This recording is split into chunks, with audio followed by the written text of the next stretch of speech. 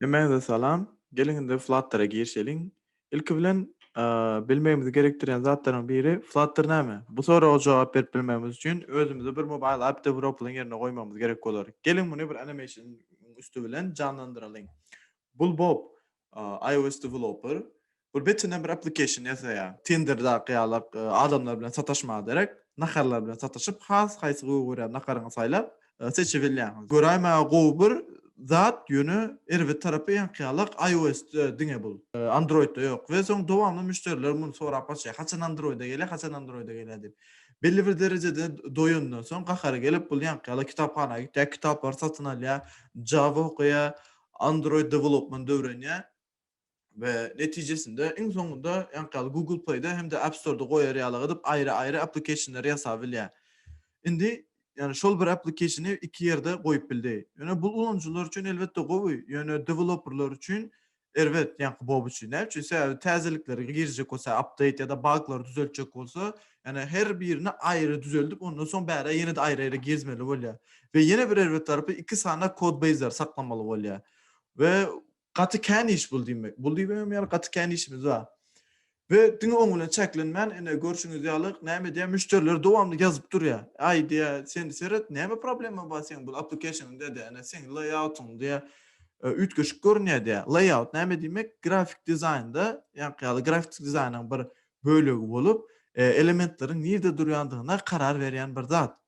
Indi müşterilerim diýär näçe seniň diýär bu taýdak düýmeçiň beýlekleriň iki essesi diýär. Näme problemasy bar diýär applicationyň? Bulam nämeden sebäplenýär? Ýani gaty kän derejede screen size'laryň bolmagy, ýani görüşüňiz ýaldyň iPhone'uň özünde ýanky tabletleri bar, planşety, ýani 5-nji, 6-njy iPhone, 7-nji şoňa gidip Indi siz Android göz öňüne getiriň, ýani hemme kim tarapyndan çykarylýan Android, ýani näçe görnüşi bar, ýani her biriniň screen size'yny girmeli bolýar, ýekeme-ýeke. Bulam gaty kän iş bolýar. Ve dadymyza bärde Flutter gelip ýetişýär. Developerlar şular ýa soraýar. Yani hem yerde görüp başladık soňky döwürde diýär. Ýanky haldyňlykda görüp başladyk ekranlary, drawlarda görýär. Ekran hatda ýanky aýnalarda da endi ekran bolup başlady, dogrymy? Indi diýär developerlar aýtýar biz diýär hemmesini bir orta jemläp bir aňsat şekilde şunu ýasap bolar ýa-da edip bilmersmi diýär. Ve edil şu taýda Flutter'ın etdiğin işim bize bir UI toolkit bolýar. UI toolkit näme demek? Bize bir user interface kuralımız. Yani ulanjynyň bize yani ulanjy biz bolup gitdiýäs. Mesela men ulanýan bolsam, şolaryň maňa görünýän tarapy ekranyň şolar user interface bolup gitdiýär. Ve bize öňünden taýin bolan developerlar tarapyndan taýin bolan widgetler bar. Widgetler mine şu görşüňiz ýalyk ýanky hatar row, hatar yani column, setirler şolar ýalyk edilýän yani center nirde durmaly, gyradamy, aşagdam ýokarda durmak üçin ýanky widgetler bize eýýän taýin. Bar etmegi işimiz Flutter näme soraýar? Bize telefonuň ýüzünde ýanky boş bir ekran gerek diýär. Boldy. Sen ol tapawdy ýok, web bolsun, kompýuter bolsun, Android bolsun, iOS bolsun, bar etdiýän işiňiz şul boş ekran gerek we Flutter ýanky yüzüne çizip başlaýar. Yani bizim kod yazmagyň netijesinde. Bu diýmek näme bolýar? Android lankyna, Android applicationlar üçin Android aýratyn düzmeli, olaryň şeklini, dizaynlaryny bermeli. Android üçin iPhone üçin aýratyn bir dizayn bermeli diýmemize gerek ýok. Yani ine iPhone'unky taýin meselem notification gelýän iPhone'unky. Ine bulam Android'unky. Yani ikisini kemeýän taýin bolupdy developerlarymyz tarapyndan. Bar etmegimiz al yapıştır goý boldy. Flutter'ın ana gowy taraplarynyň biri şular ýalap developerlar tarapyndan bize eýän bu zatlar üçin edilen bolýar. Gelinde bolsa muny bir gysgaçyk bir koduň üstü bilen göreliň. Ondanyň şu taýda meselem Lego hökmünde görüp bilersiňiz widgetleri bize taýin şeklinde ýani eýäm Lego ýalyk bolup durýar.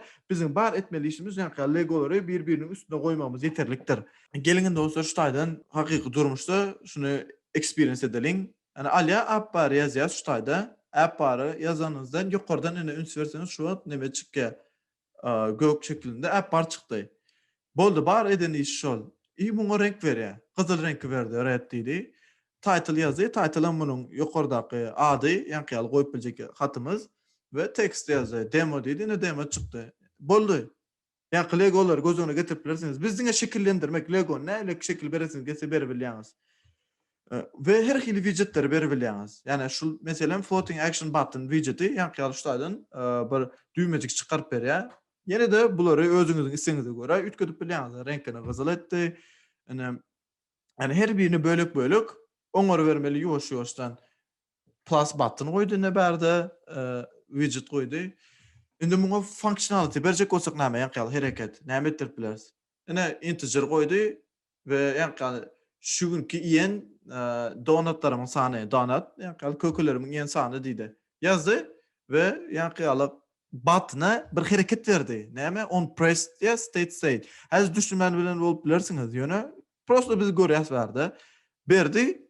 Indi näme etdi? Basmagyň netijesinde serip 10 sany boldy. Bas gitdi.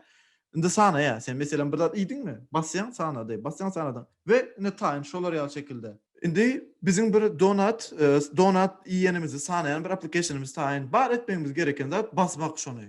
Yani hiç ýerde aýry etmegimize gerek ýok. Täze tehnologiýalar öwrenip, dilleri täze alyp öwrenip, meselem täze dilleri öwrenmemize gerek kalmady. Bar etmegimiz bir knopka basmagymyň netijesinde Flutter bize hem planşete giderýärlik edip berer, hem kompýuter hem de desktopa hem de telefonlara giderýärlik edip, telefonyň ikisine de giderýärlik edip bolýar. Hem Android hem iOS. Yani oň üçin aýratyn gidip iOS'da ýa-da bolmasa Android'de öwrenmegimize gerek kalmady. Ine şular ýaly şekilde gaty aňsat şekilde birik applicationymyz hem taýin boldy.